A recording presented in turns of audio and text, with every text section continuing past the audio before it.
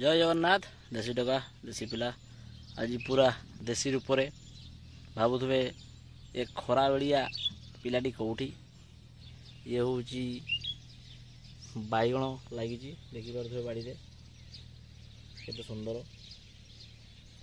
पाखरे भेंडी गछ सुखीगला कहीं श्रावण मास आगमन पर आस्ते आस्ते एठारे भेंडी सब मौलीगला कहीं धान चाष हम आज मेन काम मोर कौन जानते आज्ञा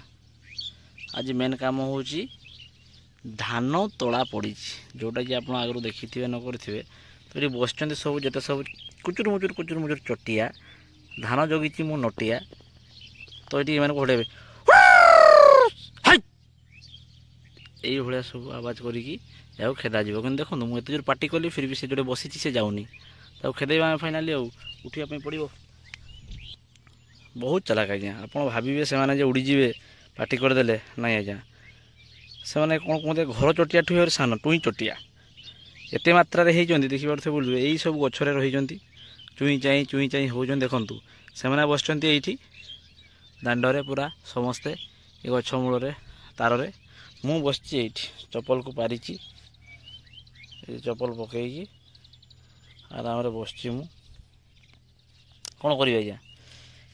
गाँ पिला माने तो ये काम करने पड़ो एपटे तो देखुवे चाष होती पोखर माछ चाष चली सांग बिल सब पड़ा पड़ी तला पड़ी तला होगला से लगाइबा पड़ो धान चलो यार बैगण लगी प्रिवियस पछरे किसी दिन पूर्व भेंडी लगी से सब आस्ते सरला सरला आम धान चाषटी आरंभ हो सांग को ये आम माटी प्लेन करी लगे दिखाई बैगण ये किसी मात्रा तो सबू नटारे आप देखापी पाथे बस ये देखो ये देखो ये देखो ये देखो उड़ुंट गुड़ाक ये सबू आज्ञा केवल धान खायापी आसती